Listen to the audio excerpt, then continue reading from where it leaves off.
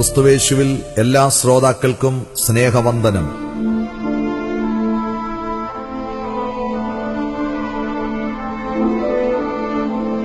നമ്മുടെ ഇന്നത്തെ ധ്യാനത്തിനായി യോഹന്നാന്റെ 1-ാം ലേഖനം 4-ാം അധ്യായം 7-ാം വാക്യം വായിക്കുന്നു. പ്രിയമുള്ളവരെ, നാം അന്യോന്യം സ്നേഹിക്കുക. സ്നേഹം ദൈവത്തിൽ നിന്ന് വരുന്നു. സ്നേഹിക്കുന്നവനെല്ലാം ദൈവത്തിൽ നിന്ന് ജനിച്ചിരിക്കുന്നു, ദൈവത്തെ അറിയുകയും ചെയ്യുന്നു.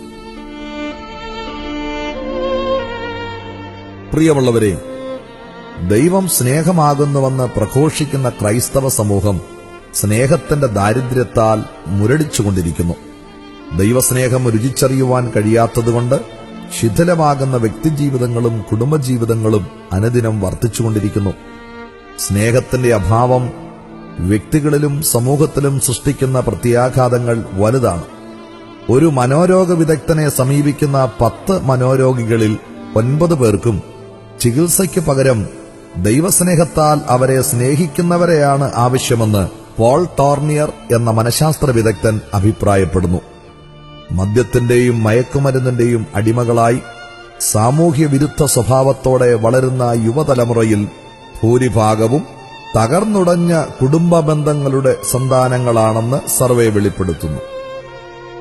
ഭാര്യാഭർത്താക്കന്മാർ ക്രൈസ്തവ ശുശ്രൂഷകളിലും തങ്ങളുടെ ഇടവകകളിലും ഉന്നതസ്ഥാനീയരാണെങ്കിലും കുടുംബജീവിതത്തിൽ ദൈവസ്നേഹമില്ലാതെ ഇരുധ്രുവങ്ങളിലായി ജീവിക്കുമ്പോൾ ദൈവസ്നേഹം രുചിച്ചറിയുവാൻ കഴിയാതെ വളരുന്ന അവരുടെ മക്കൾക്ക് ദൈവമെന്നും പ്രാർത്ഥനയെന്നുമൊക്കെ പറയുന്നത് അരോചകമായിത്തീരുന്നു. എന്തെന്നാൽ ദൈവാലയങ്ങളിലും മറ്റ് ശുശ്രൂഷകളിലും പങ്കെടുക്കുന്ന തങ്ങളുടെ മാതാപിതാക്കളിൽ ഈ ദൈവത്തിന്റെ സ്നേഹം അവർക്ക് കാണുവാൻ കഴിയുന്നില്ല. ഈ അവസ്ഥയിൽ യോഹന്നാൻ ശ്ലീഹയുടെ വാക്കുകൾക്ക് പ്രസക്തിയേറുന്നു.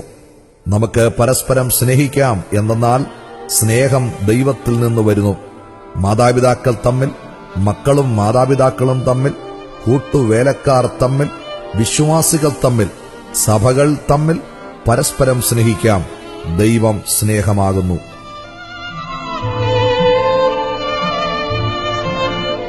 സഹോദര, സഹോദരി, നിന്റെ കുടുംബജീവിതത്തിൽ നിനക്ക് തുണയായി തന്ന ഇണയോട്, നിന്റെ മക്കളോട് സ്നേഹം പകരുവാൻ നിനക്ക് കഴിയുന്നുണ്ടോ?